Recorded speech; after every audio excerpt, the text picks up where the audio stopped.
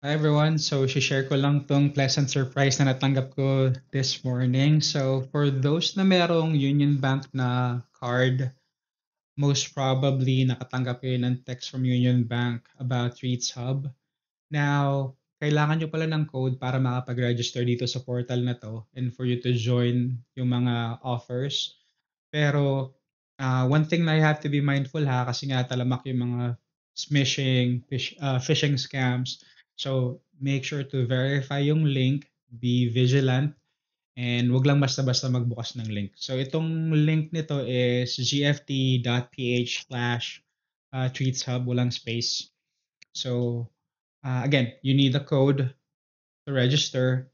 Pero once you're in, ito yung makikita nyo dito. Actually, kung first time nyo mag-login, ang makikita nyo dito is may mga cards dito sa ibabaw ng mga offers na pwede nyong salihan. So, wala namang prerequisite or walang fee para sumali sa mga offers. So, ang ginagawa ko usually is sinasalihan ko lang lahat kasi nga baka may purchase ako na pwede mag-qualify dun sa promotion and sayang naman yung mga cashback. So, just to give you an idea, meron akong na-claim na cashback. Ito yung back to school.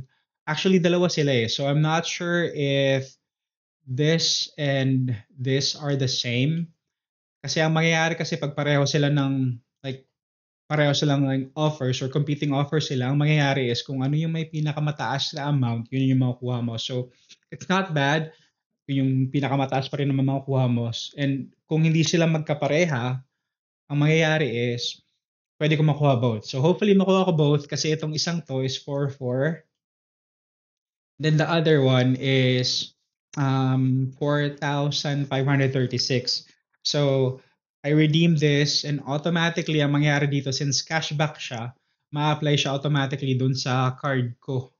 So, ma-apply siya sa balance and it's not a big amount, 4-5, pero yung 4-5 na yan kasi pwede mo na yung pambayad ng Meralco. That's our Meralco bill actually this month. So, uh, sulit na siya. Again, there's no fee to join.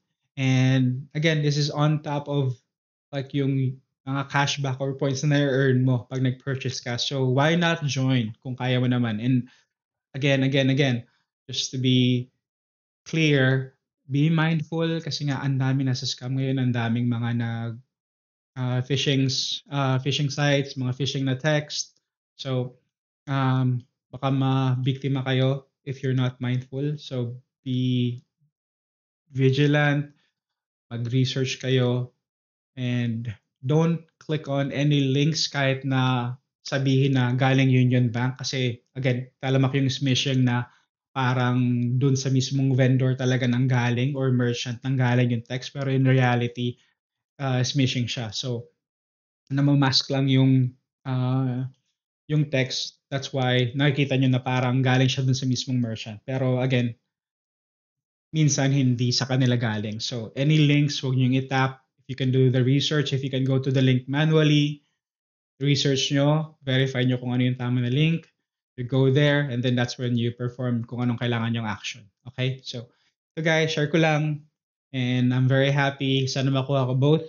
Pero kahit isa lang, happy pa rin ako. So that's it. Thanks guys.